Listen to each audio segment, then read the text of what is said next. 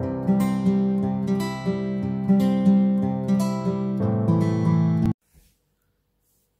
salut et bienvenue sur les Passions de Jus.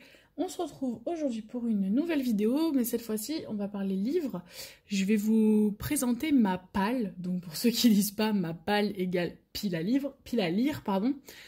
Donc c'est tous les livres qui sont dans ma bibliothèque et que je n'ai pas encore lus et que j'aimerais lire. Mais voilà, quand on commence à avoir un petit bébé qui est là depuis un mois et demi, et ben quand on a le temps de lire, on est tellement fatigué que on dort. Donc du coup, pour l'instant, mes livres sont un peu en stand-by.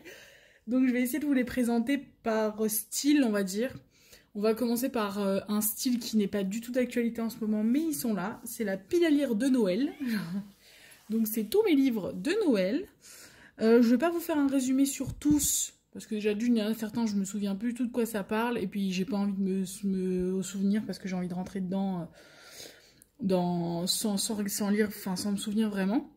Ceux où je m'en souviendrai, je vous en parlerai très rapidement.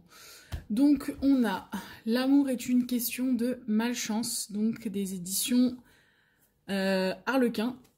Donc c'est généralement les éditions Harlequin, c'est un peu des petits romans doudou style livre de Noël, enfin film de Noël de TF1 où au début ils se détestent et puis finissent par s'aimer à la folie tout autour d'une histoire de Noël. Donc L'amour est une question de malchance. Ensuite, on a Mon ex, sa copine, Mon faux mec et moi, pareil, les éditions Harlequin de Juliette Bonté. Très connue, hein, Juliette Bonté, sur les livres de Noël. Pareil, donc livre doudou, drôle et qui finit généralement avec une histoire d'amour. On a Le bonheur dépend parfois d'un flocon. Ça, c'est les éditions France Loisirs, je crois, si je vous dis pas de bêtises. Pareil, je me souviens plus du tout de quoi ça parle, mais encore une histoire de Noël, hein, toujours dans le même genre. On a un Jenny Colgan, le Cupcake Café. Ça, c'est apparemment un incontournable de Noël. Je crois que c'est une nana qui tient une pâtisserie. Donc là, il y en a deux, en fait. Hein. Il y a le Rendez-vous au Cupcake Café et le Cupcake Café sous la neige. Donc du coup, apparemment c'est un incontournable de Noël. Donc une nana qui tient une petite pâtisserie et puis elle a des petites histoires dans sa pâtisserie. Celui-ci, enfin, j'aimerais bien avoir le temps de les lire, c'est vrai, mais c'est plutôt à la période de Noël qu'on les lit. Et j'avoue, cette année, eh ben, j'ai pas lu un seul livre de Noël. Voilà, j'ai pas pris le temps du tout. Ensuite, on a Comment ne pas faire pitié à Noël quand on est célibataire de Johanna Balouri. Et c'est pareil, une édition France Loisirs, je crois, celui-ci. Donc voilà. Pareil, je me souviens plus, mais bon, vu le titre, hein, on sait à peu près comment ça va... en quoi ça va tourner. Voilà, après on a La véritable histoire de Noël de Michel Lafon. Celui-là, je pense que c'est une histoire un peu triste. Dans mon souvenir, c'est un enfant abandonné et il n'a pas de famille. Je crois que chaque jour de Noël, jusqu'à Noël, donc un peu un calendrier de l'Avent, il est dans une famille différente de la ville. Et du coup, c'est comment il va devenir le Père Noël, je crois. Un truc comme ça. Voilà, mais celui-ci, il paraît qu'il est vraiment bien, que c'est un incontournable aussi de Noël, mais plutôt en version triste. J'aimerais bien me le lire aussi. Voilà, et je crois que celui-ci, l'avantage, c'est que du coup, il y a 25 chapitres, je crois. On va vérifier ça ensemble. 23, ouais, c'est ça. Ouais, il est fait un peu comme un calendrier de l'Avent, en fait. Il y a, c'est ça, 24 chapitres. Donc, vous pouvez faire un chapitre par jour pendant Noël. Pour le lire. D'ailleurs, peut-être que je vais faire à Noël l'année prochaine. Je vais essayer de m'en souvenir que celui-ci a 24 chapitres. Celui-ci aussi, Annie Darling, Noël à la librairie des cœurs brisés, des éditions Milady. Alors celui-ci, je me suis fait avoir, c'est juste que je le savais pas, je l'ai su qu'après. En fait, c'est une suite, donc il faudrait que je me procure ceux d'avant. Qui s'appelle juste La librairie des cœurs brisés, je crois. Et sauf que comme c'est une suite, je vais pas me spoiler, donc je vais essayer d'abord de me procurer ceux d'avant. Voilà pour les livres de Noël. Ensuite, on va faire... Qu'est-ce qu'on va faire? On va faire les Disney. Oup. Donc ceux-là, je pense que vous avez dû en entendre parler si vous lisez. En tout cas, si vous êtes fan de Disney et que vous lisez. Hachette Heroes a sorti une collection qui s'appelle Twisted Tale. Et ils ont sorti plein de Disney un peu revisités. Donc moi j'en ai 3, j'en ai lu aucun. Mais c'est sûr que je vais me faire la collection, hein, parce que moi je suis une fan de Disney, donc je pense qu'il va y avoir une étagère, un peu comme l'étagère Harry Potter. Une étagère Disney, surtout que Hachette aura ma peau. Parce que en dehors des Twisted Tales, ils ont également sorti les vilains. Je sais plus comment ça s'appelle, mais c'est toute une série avec... Ah bon, c'est l'histoire des méchants. Alors j'ai lu le premier, j'ai moins aimé, donc du coup j'ai pas trop insisté. Ceux-là, je pense pas que je les lirai. Mais par contre, ils ont sorti d'autres collections. Alors un autre, je suis pas sûre que je le prendrai non plus. Pareil, c'est sur les vilains. C'est sur l'adolescence des vilains. Donc c'est pareil, c'est pas trop quelque chose qui me tente. Il y a 4 pattes qui vient dans les livres, excusez-moi. Et il y en a un autre par contre qui me tente. Ils ont sorti donc un qui s'appelle Rose Rebelle. Et en fait c'est la suite de La Belle et la Bête. Je sais qu'ils vont faire à peu près, je pense, hein, à mon avis, la suite de tous les Disney qu'on a vus. Donc j'avoue que celui-ci, c'est possible que je me fasse avoir aussi sur la collection. Déjà, on va essayer d'avoir tout cela parce qu'il y en a déjà une petite dizaine. Hein. Ça sort comme jamais et j'arrive pas à les lire du tout. Mais je pense que une fois que j'aurai fini les 2 sagas que j'ai en cours, j'en lirai un comme ça. Je ferai une coupure entre une saga pour prendre un one-shot, entre guillemets. Donc j'en ai 3. Donc j'ai Réflexion donc, sur Mulan, et donc c'est Et si Mulan avait dû voyager dans le monde des morts. Donc de Hachette Heroes, écrit par Elisabeth Lim.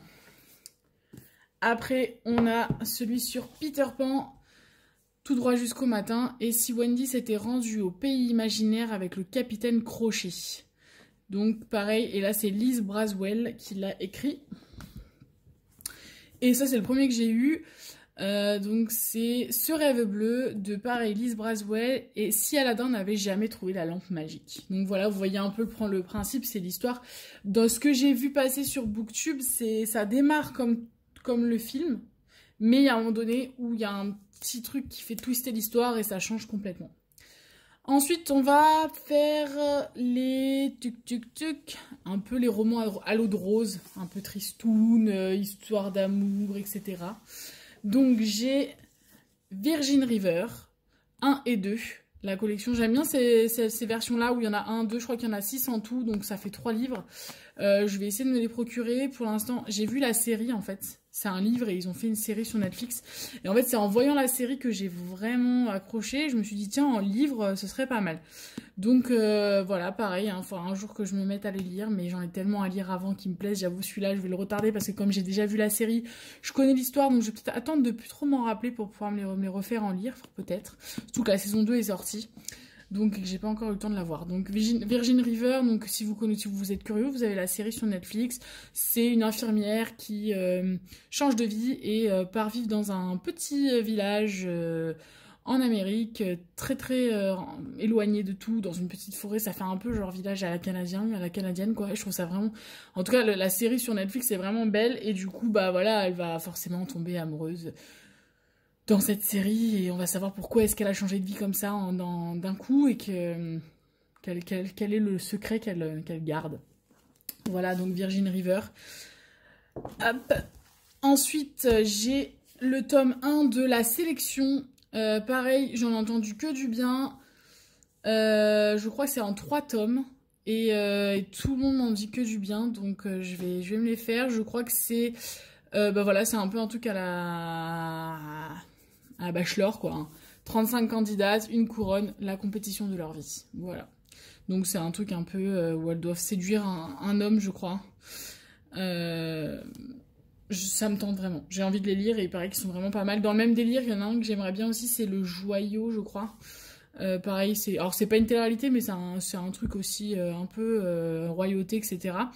Avec des castes, et j'aimerais bien me les faire aussi. Donc c'est Kira Cass qui a écrit ça, et c'est la collection R de Robert Laffont.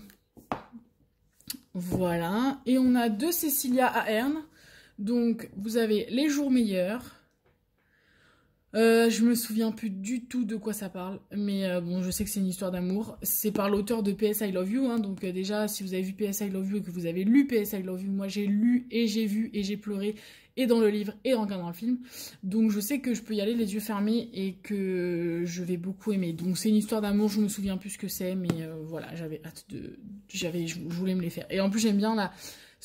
donc je crois que c'est l'édition Milady aussi, ils ont fait une espèce de couverture un peu cartonnée, mais vraiment... très joli, ça fait très nature. très beau. Donc voilà, et du coup on a le deuxième, celui-ci c'est pareil, quand il est sorti je me suis dit oh je vais le lire direct, et puis je l'ai pas lu. C'est la suite de PS I Love You, donc post-scriptum. Et en fait j'ai tellement peur de repleurer et tout, donc j'attends un petit peu. Voilà. Ah, je suis désolée, j'ai mon bébé qui pleure dans le mégaphone, enfin pas dans le mégaphone, dans le babyphone. Ensuite, on va passer sur du fantastique où je vais faire le dernier. Donc celui-ci, Virginie Grimaldi, donc auteur très connu quand même. L'édition, je crois que c'était une édition aussi France Loisirs. Il est grand temps de rallumer les étoiles. Je me souviens plus, je crois que c'est une histoire de famille où la maman embarque ses enfants dans un grand voyage en combi. Et du coup, ils vont apprendre à à revivre ensemble et à s'aimer de nouveau aussi fort que ce qu'ils pouvaient s'aimer. Je pense que c'est une très jolie histoire aussi sur laquelle on peut pleurer. Donc voilà. En tout cas, j'en ai entendu pareil que du bien. Donc c'est cool. Sachant de toute façon, je vous le dis, hein, j'ai été inspirée beaucoup en regardant des vidéos YouTube comme vous sur des nanas qui lisent, qui ont des partenariats, qui reçoivent des milliards de livres par jour et qui lisent beaucoup. Et du coup, voilà, je me fais beaucoup... Et en tout cas, il y a beaucoup de livres que parce que j'en ai entendu bien. Je m'aventure pas à acheter un livre si je sens que ça va pas me plaire. Normalement, ça va me plaire. Voilà, du coup, ensuite, on va passer sur les livres, donc jeunesse, mais plutôt fantastique, etc. Il y en a un, c'est pas vraiment jeunesse. Je vais m'y atteler un jour, je sais pas quand, mais j'aimerais bien me faire le Trône de Fer. Enfin, donc Game of Thrones en livre. Donc là, j'ai l'intégrale 1. Je pense pas qu'il y a tous les tomes dedans. Hein. Je crois que de toute façon, c'est que la première saison. Mais j'aimerais bien me les faire pour vraiment voir la différence entre le livre et la série, parce qu'à la base c'est des livres, hein, ça a été inspiré, voilà, la série a été inspirée des livres. J'aimerais bien me les faire, même si c'est vrai que tout le monde m'a dit ils sont longs et durs à lire, et en plus c'est vrai que c'est écrit très très gros. Donc je me les ferai un jour, je sais pas quand, dans une autre vie peut-être, mais je vais finir par me les faire, c'est sûr. Ensuite, celui-là, c'est vraiment... Alors, c'est une pile à lire, mais c'est pas vraiment ma pile à lire à moi. C'est plutôt pour mon chéri. C'est le tome 3 de la saga La 5e vague. Pareil, si vous avez vu, il y avait un film qui était sorti sur le tome 1. Ils ont jamais suivi, ils ont jamais continué. En gros, c'est une apocalypse. Voilà, apocalypse. Et du coup, on suit une jeune fille qui essaie de se débrouiller pour sortir de cette galère. Donc ça c'est le dernier tome. Mon copain avait lu le tome 1 et le tome 2. Je ne lui avais jamais pris le tome 3. Donc là je l'ai trouvé sur Vinted. Donc je lui ai dit bah écoute tu te reliras un petit résumé spoilant sur le tome 1 et le tome 2. Et puis tu pourras enchaîner avec le tome 3. Moi j'avoue que j'ai jamais lu le tome 1. Je sais pas si je le lirai un jour. Peut-être que je me motiverai mais c'est pas ceux-là qui me font envie. Donc puis là le film était sympa mais c'est pas foufou non plus. Donc je sais pas si je me motiverais à lire la saga un jour en livre. Pourquoi pas? Ça peut se faire, mais c'est pas encore le cas. Voilà, pareil sur une apocalypse. Donc là, c'est In the After de Lumen, écrit par Demetria Luneta. Je ne sais plus du tout de quoi ça parle. Je crois que c'est aussi une apocalypse, mais je sais plus exactement. J'avais lu le résumé, ça m'avait tenté. À la base, c'est de dire à mon chéri, et puis en faisant le tri dans la bibliothèque, lui il l'avait lu, et je me suis dit tiens, bah, je vais les lire, donc je les ai mis dans ma palle. Donc voilà, si on lit le début, hein, ils entendent le plus léger des bruits de pas, ils sont plus rapides que le plus dangereux des prédateurs, et leur traque ne prendra fin qu'à votre dernier souffle. Voilà, donc je pense que c'est une apocalypse avec des monstres, des zombies, j'en sais rien, mais ça m'avait bien tenté en tout cas en lisant le résumé, et mon copain m'en avait dit que du bien, donc j'étais partie là-dessus. Donc voilà.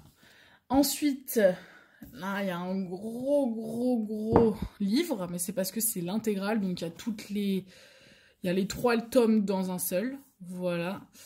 C'est un peu en mode télé-réalité, mais moi quand j'ai lu le résumé, ça m'a fait penser à Hunger Games, mais dans mode télé-réalité. Voilà, donc ça s'appelle Nil. Comment s'échapper du Nil qui n'existe pas, donc écrit par Lynn Matson, et c'est une édition France Loisirs aussi, donc du coup j'ai pas de... Voilà. Ils avaient fait un intégral avec les 3 dedans, et ça parle donc du coup, voilà, Charlie se réveille sur une île somptueuse qui ne figure sur aucune carte. Elle lui survit tant bien que mal avant de rencontrer Tad, le leader du clan des humains présents sur l'île. Il lui apprend la vérité glaçante. Pour quitter cet enfer paradisiaque, il faut trouver une des portes qui apparaissent au hasard sur l'île. Il n'y en a qu'une par jour, une seule personne peut l'emprunter. Pire encore, les adolescents n'ont qu'un an pour s'échapper, sinon c'est la mort. Le compte à rebours a déjà commencé. Voilà. Donc, franchement, quand on lit le résumé, ça donne envie. En tout cas, moi, ça me donne envie. Donc voilà pour celui-là. Celui-ci, eh ben, ça fait des années qu'il est dans mon... qu'il est dans ma pile à lire. J'ai fait le tri dans la bibliothèque, j'ai failli le revendre. Et puis j'ai relu le résumé et je me suis dit bah non, parce que ça a l'air pas mal en fait. Donc je pense que c'est un truc un peu à l'eau de rose avec une histoire d'amour. Donc un jeu interdit de L.J. Smith. Je sais même pas de quelle édition c'est, ça fait une éternité que je l'ai je l'ai depuis que je suis adolescente. Hein. Et vous voyez, il y a 3 tomes.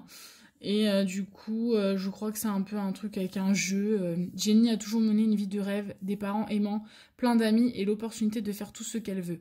Afin d'organiser la fête d'anniversaire la plus éblouissante de l'année pour son amoureux, elle décide d'offrir à ses invités une aventure dont ils se souviendront. Dans le nouveau magasin d'un quartier obscur, l'énigmatique vendeur aux yeux bleus la dirige immédiatement vers le jeu, une expérience unique.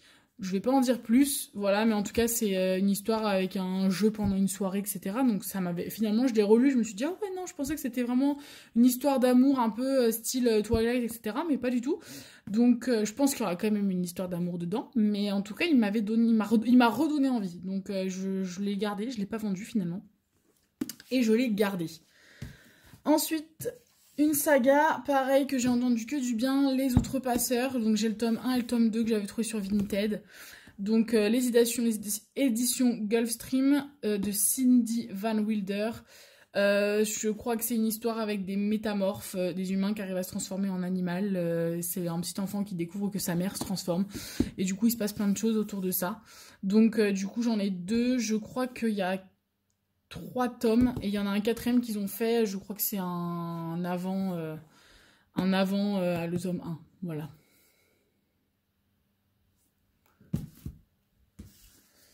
Ensuite,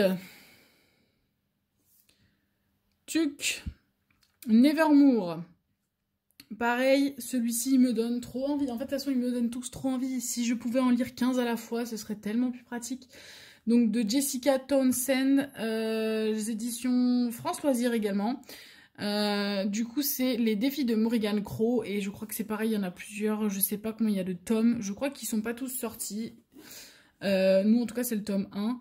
Me demandez pas du tout de quoi ça parle. Ça m'a fait vachement penser un peu à Alice au Pays des Merveilles. Enfin, ça a l'air un peu... ça a l'air un peu tiré par les cheveux avec des pouvoirs magiques, etc. Mais j'ai trouvé, enfin, en tout cas, quand j'en ai entendu parler, ça avait l'air top. Donc voilà, donc j'ai adoré.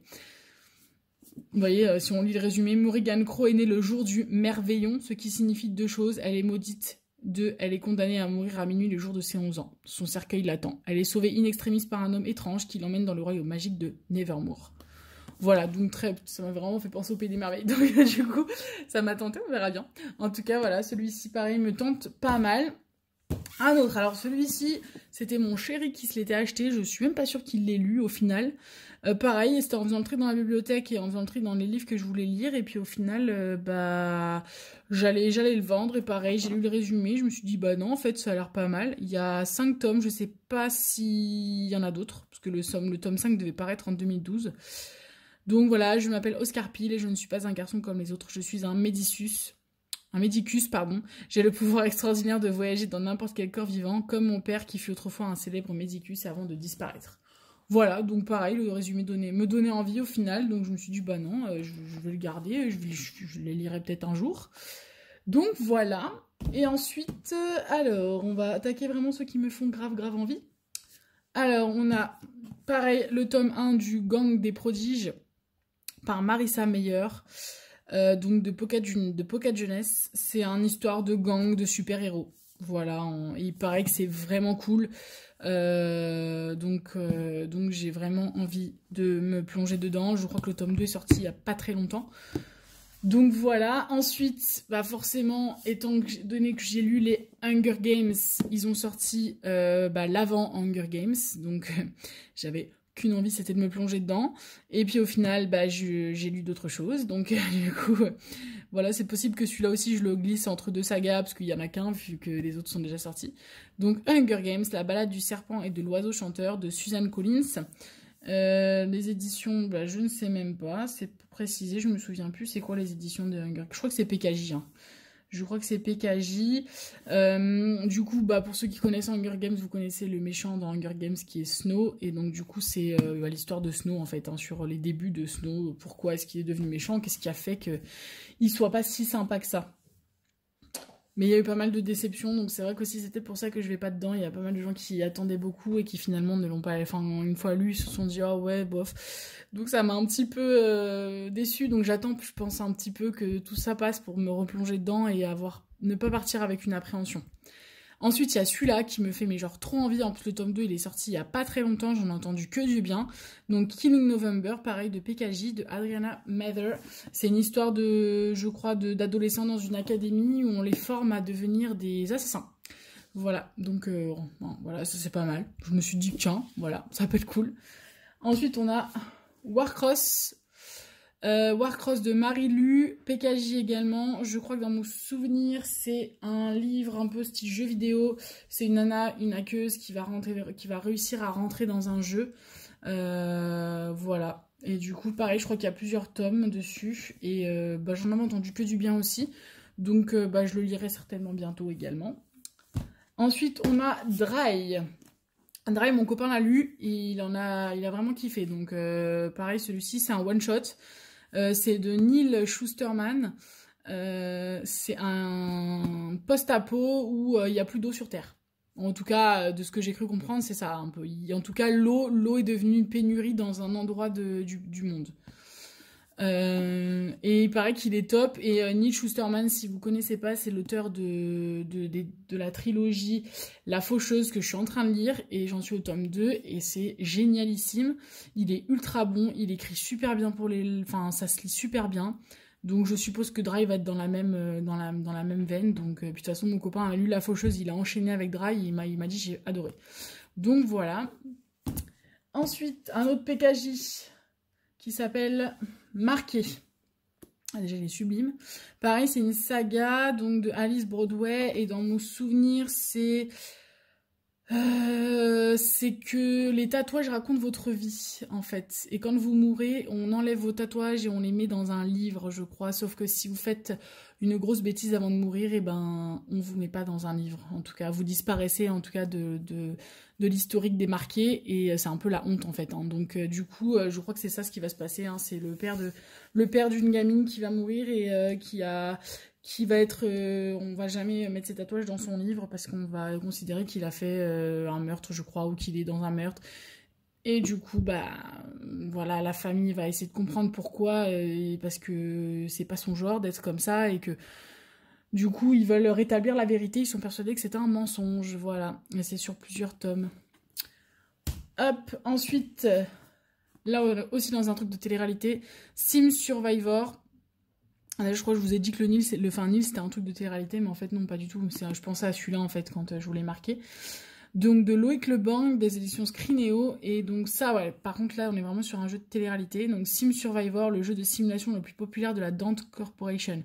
Tout y est tellement réaliste que même les joueurs s'y laissent prendre. Pour cette 10e édition exceptionnelle diffusée en direct dans tout le pays, les candidats doivent traverser des épreuves toujours plus difficiles. Au programme, 7 îles, 7 mondes numériques peuplés de milliers de créatures fantastiques, toutes plus dangereuses et réalistes les unes que les autres, et au bout de ce périple, un seul gagnant, le dernier survivant. On est un peu à la Koh-Lanta, hein, genre. donc ouais, il m'a vraiment saucé celui-là. J'ai trop envie de le lire. Ensuite, le Passenger, c'est pareil, c'est une saga, donc des éditions Milan de Alexandra Bracken.